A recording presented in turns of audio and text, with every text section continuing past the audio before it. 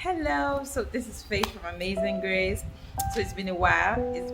I don't know, So whenever I want to make a video, it's like something comes up and we've decided that whether the devil likes it or not, we're going to start filming because God has a lot of things He really, really wants us to know.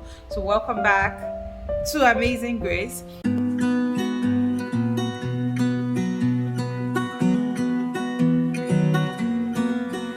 This message came about 2 weeks ago. I was actually in a class when this message came. And this note itself is even not my note I normally use. So this message came, and that was when the Lord was exposing me to the things I went through, why I went through them, my motives, my everything. So today we're going to talk about, this message is close to my heart, the waiting or the wait. I couldn't really come up with a specific topic for it, but it's about waiting. So, one of the things that before you start this, before you even join this, one of the things that you need to understand is before you consider yourself waiting, you have to have given your all to God. Like you cannot just sit down and say you are waiting when you've not applied for a job.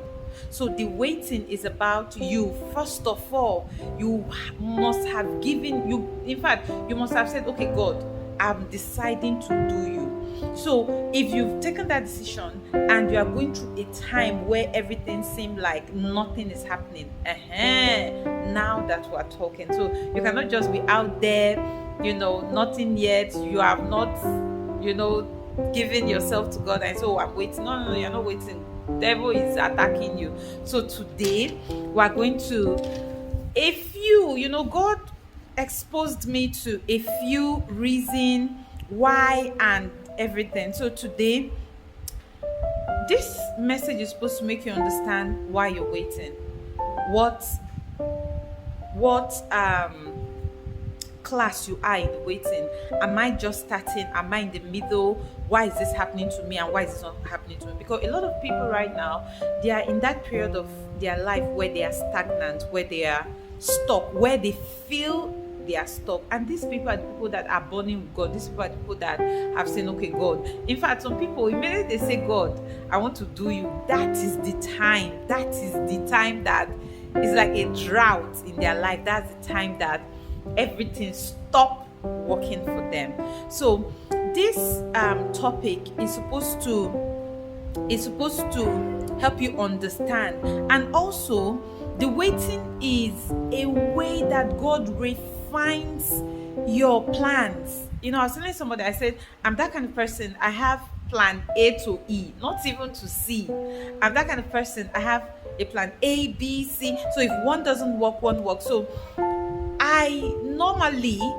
the normal me I always have a plan out. If you think you are on the same, we are going to worry, and you think that, okay, we are going, and I already have like 5 different means of getting there. So I already have a plan, so until God started refining me, until God started teaching me, until God started making me understand that that is you having trust in yourself, that is you having faith in yourself. And the word of God said that it said without faith you can't please him. Without faith, like without you trusting in him, there is nothing you will do that will really please him. He will just know that you try. But it said with faith all things are possible. So the waiting is a way of God training you to trust in him. And you cannot have faith in somebody without trusting in him. You have to trust in a certain system. When I sat down on this chair, I didn't even think about it. I knew this chair would take my weight, so I just got up and I sat down. So I trusted the chair. So I invariably, meaning I had faith on this chair that I sat on. So the waiting, God will refine you. That small thing that you are having hope, that small 200k your account that you think that not do, is going to help me for a certain period. Sometimes when you have told God, when you've asked God to take control of it, sometimes he takes away those stick that holds you. He takes away that thing you put your trust in. He takes them away. So, God have really refined me to some extent. I'm still going through refining, but there were certain things I trusted in. There were certain things I trusted in, and I told myself that even if God doesn't answer my prayer of the billion, I know that this small thousand would help me go through this time until God, all those ones. He broke me down. He broke me down. Okay, so let's write. Number one thing that we should understand, that is it, understand that God is in charge. When you understand that God is in charge, it helps you get ready for this period of time. And see, I was telling somebody, I said, if you want to walk with God, you must go through times like this. And funny enough, these are the times that a lot of people went through and they fell off the wagon. They said, if this is going to happen to me, I don't trust God enough to do God. So these times are times where God refined his own people, the people he needs. This is when he put them and he shakes them. He refines his own people. Those people that can hold on. Number one is understand that God is in charge. When you understand that God is in charge, you're like, okay. All right. God is in charge. That's number one. Number two is the promises that he has given to you. He would bring them to pass. So something we need to understand is God doesn't lack the things he wants to do for you. God doesn't lack it. So he needs to know that you have grown to that extent to put that kind of responsibility on you. Understanding God's promises. Sometimes a lot of people will think, I wrote down Abraham here. Sometimes a lot of people will think that God was just delaying the time of Abraham so that the whole world will know that he is God. He can still do whatever. Have you looked at it from this part where could it be that that Abraham had his other son with his maid? Could it be that Abraham needed to learn how to be a parent for God to give him that child?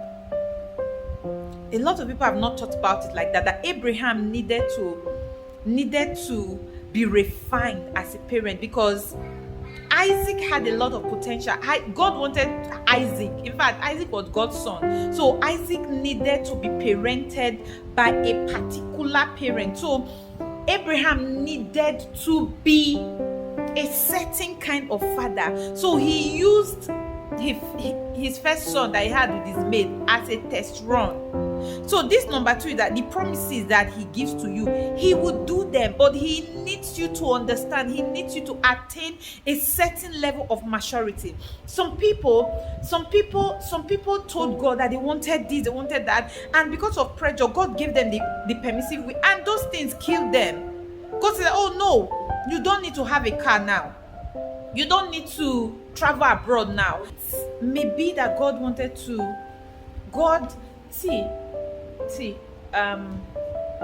When I was much younger, I think 2009, I wanted to do something big. Okay, so I wanted to go do my master's overseas. And when I told God, he said, this place you chose, I don't think I'm comfortable. And that was how I pleaded with him. I said, if I don't go, this is how, I pleaded with him and all that. But anyways, it took me 10 years to reroute.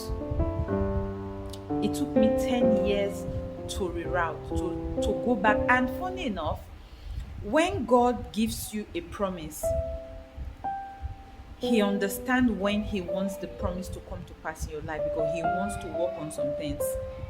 It would definitely come to pass.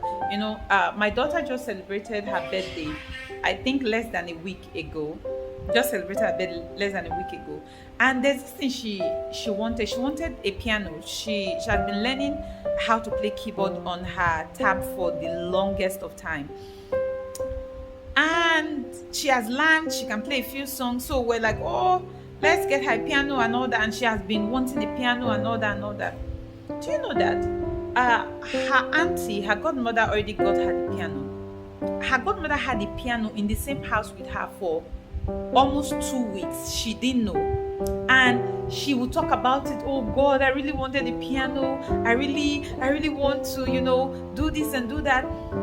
Excuse me. She didn't know that God have already answered her prayers. But the right timing has not, it wasn't the right timing. So God has kept a lot of things for you, but most times it's not the right timing. So God promises. Number 2 is the promises that he gives to you, he would fulfill them. Number 3, the waiting begins. The waiting begins when your plans stand still. When everything you are supposed to be doing, when they stand still, that is when the waiting begins. You can't say, see, he puts you in an uncomfortable situation. He puts you in situations that are not comfortable. He puts you in places that are not comfortable. So the waiting begins when everything you have, everything you like me, I told you guys, I normally have plan A to plan E. But imagine plan A to E, none of them works. And it really happened to me. That was when I was like, Father, what are you doing? And say, this is the waiting time. He make everything stand still. The things that are supposed to come so easy, they don't come so easy. He makes everything stand still. Sometimes I think that he wants you to concentrate on him. He wants you to lean on him totally. You cannot lean on him. See, a lot of people say, oh, my faith. Your faith is nowhere. Until everything you know to trust in is no longer there, the waiting has not begun for you. So the waiting begins when every plan you have stands still. Number 4, after every plan has stood still, that is usually not enough for him. After every plan has stood still, your jobs, your contract, your everything, nothing is happening. Then he introduces, this is number 4, trials. He brings in trials, small trials and temptations to shake you. Sometimes some people are good with waiting. Some people are good with, I'll wait on God. I'll wait. That usually doesn't do it for him. When the waiting starts, he introduces, your landlord is sending you away. He introduces your car, the engine got knocked and there's no money. Remember, everything has stood still. He introduces the school fees of your kids, they've increased it. He introduces no job. He introduces drought sometimes into your life. That's all these things is to refine you. All these things is to refine. I told somebody, the person was talking to me and like, I was talking to God about my motives about, working with God and all that. I just looked at him. I said, you've not started though. You have chicken. You still have chicken. You are still doing some things. Nah, you've not started. I told the person. So he introduces trials. So if you're feeling trials and temptations, see, I'm actually listed some of them down so that you can check it with your life. Say, yes, I gave this to God. I've God given me, they've prophesied that I'll be a great person. But for the past 2 years, I've not seen it. That is number 2. The waiting, Father, after the prophecy came, everything just stopped working. That is the waiting time. Not just stopped working. Now, trials and temptations. I don't have anything. I don't have any source of income. I don't have anything. These are all him trying to purify your motives with him. Number 5 is purifying your plans with the trials. So number 4 is he brings trial. Okay, so I actually wanted to tell a story about what happened to me recently, but I think it's going to take a lot of time. I wanted to sell a particular thing, and once I sell the thing, it will give me enough money to do what I want to do. And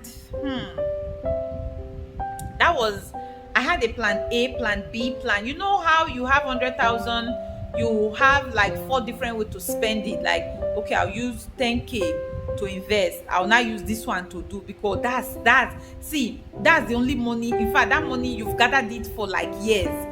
So once it comes, you want to make sure you plan it properly. That was me a few months ago, and I was like, okay, I'll do this, I'll do that. Do you know that what I wanted to sell, it was like God put an X on it. Nobody was looking at it, nobody was interested, and this was supposed to be very juicy. The price was excellent. God did not. So it was when I started understanding that maybe he doesn't want me. That was when he will not bring a buyer. Immediately I said, okay, oh yeah, maybe he has brought it. He will not take out the buyer again. God is so interesting. So he purifies your plans with trial until you get to that stage where your heart, honestly, you say, Father, let your will be done. Ezekiel said, only you know. When he asked Ezekiel, can these dry bones live again? Some people do not realize that God has used Ezekiel to to play. Maybe as soon as Ezekiel said, oh yeah, do this one, Ezekiel will not do that, it does not work.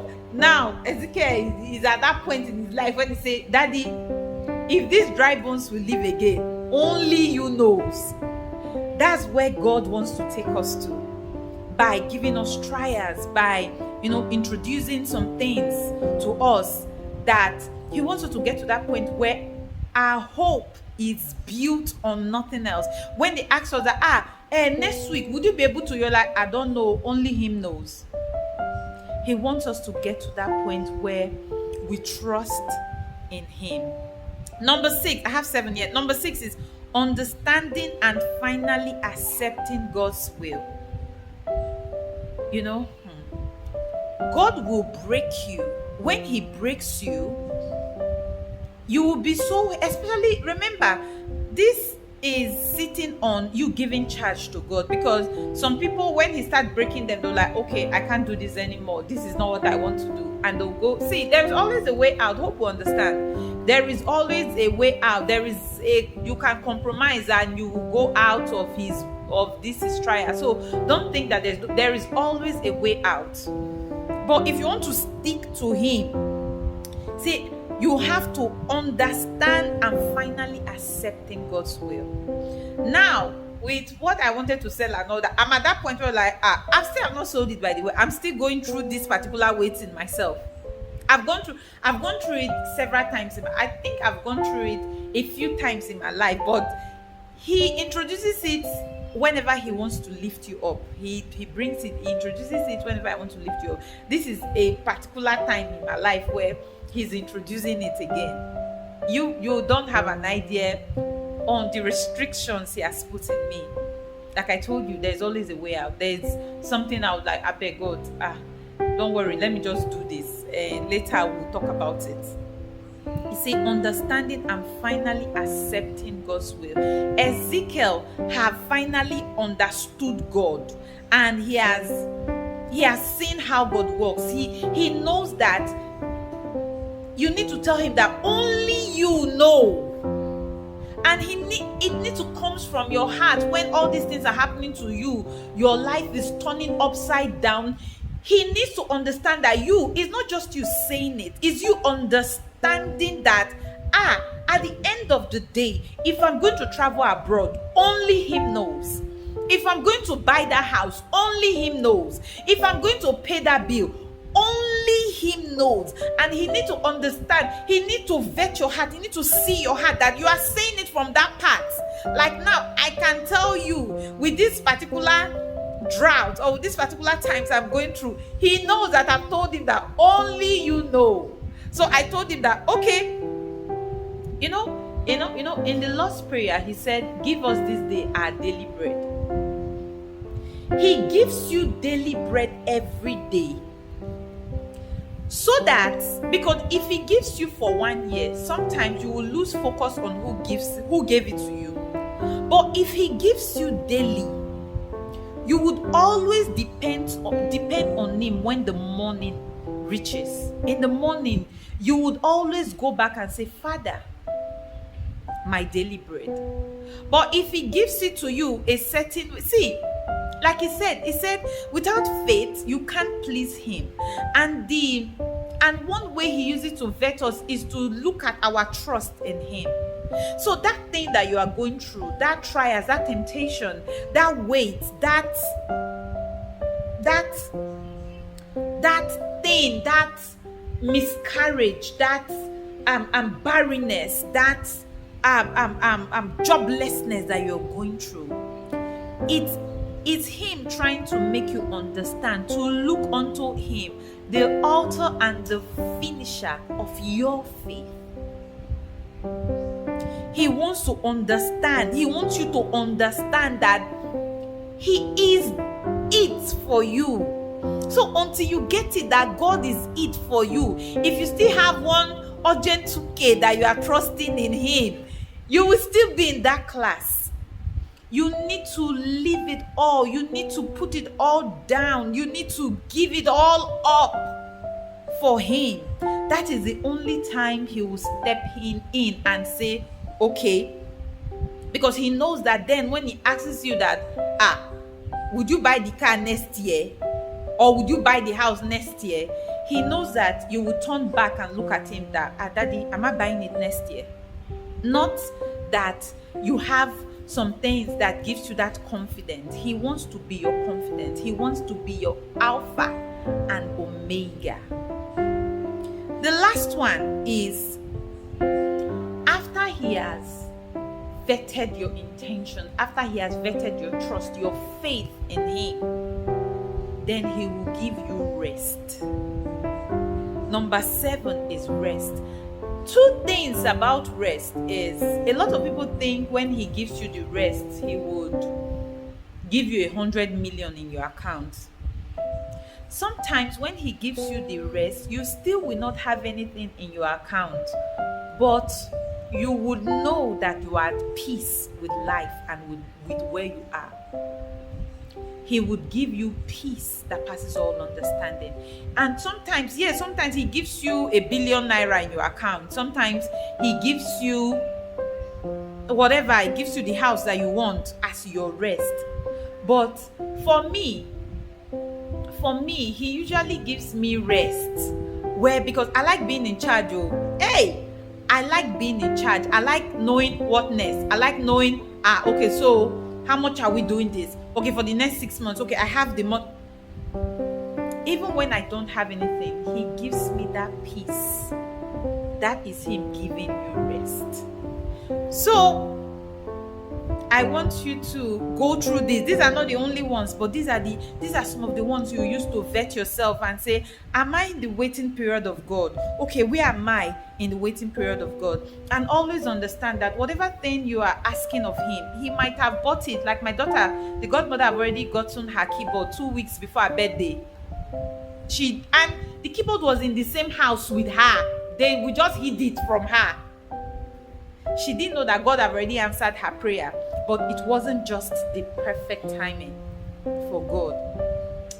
So I want to encourage those of you that are still those of us that are still going through the waiting time, those of us that are going through trials and temptation, those of us that God is trying to refine your plans. Now, a lot of things, I think 9 months ago, there will be a lot of suggestions you give to me. I'm like, no, I already have what I want to do.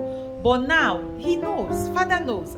I'm so open right now, because if I just do, he will just start the trial all over again. So I'm used to saying, Daddy, only you knows. So today I want you to look at yourself, and I want you to examine your life, and I want you to take courage that God has not abandoned you. He might just be refining your plans. I hope you enjoyed today's teaching. I'm happy that this came to you. Thank you so much for joining us today. Thank you, thank you, thank you, thank you, thank you. I just want to say a word of prayer with you. May the Lord keep you. May the Lord bless you. May the Lord give you the understanding and the wisdom to go through whatever trying times that you have to go through. May the Lord help you see where He's taking you and give you the patience to go through it. You are blessed in the morning, you are blessed at noontime. Everything will work together for your good. In Jesus' name, amen.